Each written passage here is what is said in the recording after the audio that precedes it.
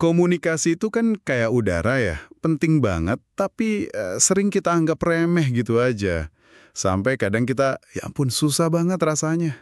Bener banget. Kadang lancar jaya, besoknya bisa bikin frustrasi. Nah, iya kan? Hari ini nih kita mau coba lakukan kajian mendalam. Kita udah kumpulin macam-macam sumber nih, ada teks kuliah, panduan praktis, sampai ulasan buku juga. Sip. Tujuannya kita mau coba saring intisari paling oke lah ya soal komunikasi antar pribadi yang efektif. Betul. Anggap aja ini jalan pintas buat Anda semua biar bisa bangun koneksi yang lebih baik. Siap ya? Yuk kita mulai bedah. Oke. Pernah kepikiran nggak sih gimana cara Anda ngelihat diri sendiri? Itu loh konsep diri. Itu tuh kayak kacamata yang ikut nentuin interaksi Anda sama orang lain. Salah satu buku sumber kita nyebut ini fundamental banget. Iya, menarik tuh analogi kacamata.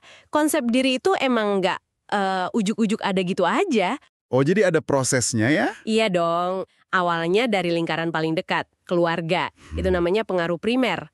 Terus ada teman main, lingkungan sekolah, kerja, itu pengaruh sekunder. Ikut ngebentuk juga. Oke. Bahkan hal kayak nama atau penampilan fisik itu juga ada andilnya loh, kata sumber akademis kita. Nah, intinya gini, konsep diri yang positif itu biasanya bikin interaksi lebih enak. Begitu juga sebaliknya. Masuk akal sih. Dan ini nyambung banget ke persepsi. Gimana kita nerima dan ya ngasih makna ke perilaku orang lain. Ada tahapannya tuh. Tahapannya gimana tuh? Pertama kita kena stimulusnya dulu, ya kan? Stimulasi. Terus otak kita ngatur informasinya, itu organisasi. Baru deh kita kasih arti, interpretasi, evaluasi. Wah, lumayan kompleks juga ya proses di kepala kita. Iya. Makanya sadar soal kacamata konsep diri sama proses persepsi ini tuh jadi modal awal yang penting banget biar Anda lebih luas lah gitu pas bergaul. Oke. Jadi langkah pertama, kenali kacamata kita dulu.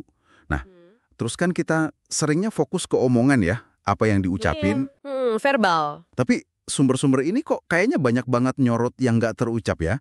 Kayak bahasa tubuh gitu. Nah, itu dia. Contohnya nih, postur tubuh. Ada teks akademis bilang, orang yang fisiknya atletis, apa tuh istilahnya, mesomorf ya? Iya, mesomorf. Nah, itu katanya cenderung dianggap lebih aktif, kompetitif. Ada juga tips dari ulasan buku How to Talk to Anyone, katanya suruh ganti kata-kata harian yang ya agak bosenin gitu, pakai sinonim yang lebih hidup. Oh iya, menarik tuh. Katanya bisa langsung ngubah kesan orang lain ke kita. Gimana tuh? Betul sekali. Komunikasi nonverbal ini kekuatannya gede loh. Bisa nguatin omongan kita, bisa gantiin sama sekali, atau malah wah bisa bikin bingung kalau beda sama yang diucapin. Wah, bisa kontradiktif juga ya. Bisa banget. Makanya yang paling penting ini ditekankan di salah satu sumber, ya kesadaran kita. Sadar sama sinyal nonverbal yang kita kirim. Contohnya gimana tuh biar gampang? Paling gampang pas wawancara kerja kan, sumber kayak WikiHow tuh ngasih contoh. Kontak mata sama senyum yang pas, itu nunjukin kita pede. Ah iya ya, sering dengar itu. Nah, jadi apa yang bisa Anda ambil dari sini? Ya mengasah kepekaan sama sinyal nonverbal yang kita kirim sama yang kita terima. Itu cara jitu biar ninggalin kesan yang lebih kuat.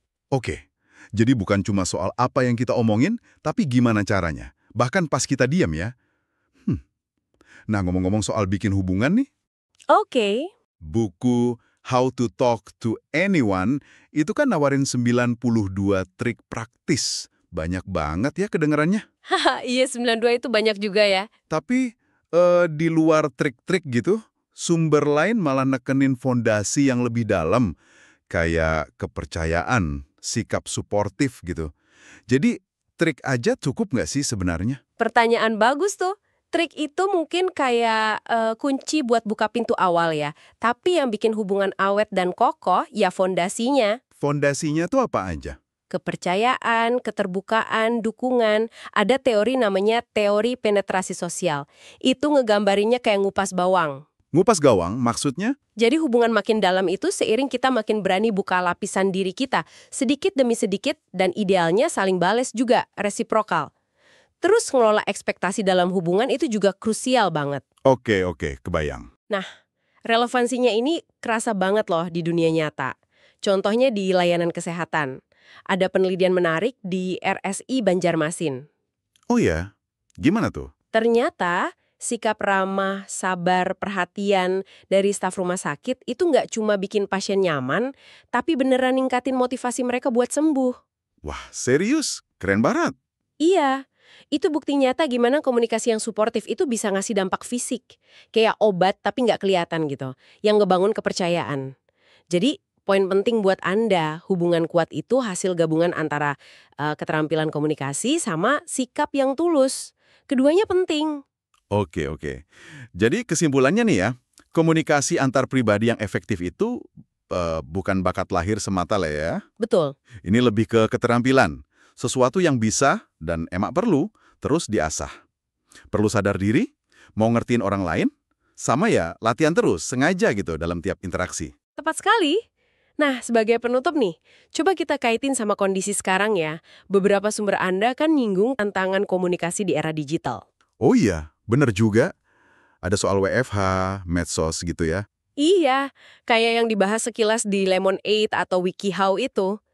Coba deh kita pikirin, seberapa sering jejak digital kita, postingan kita, komen kita, gaya chat, bahkan foto profil, itu kan ikut ngebentuk cara orang lain lihat kita ya. Iya banget.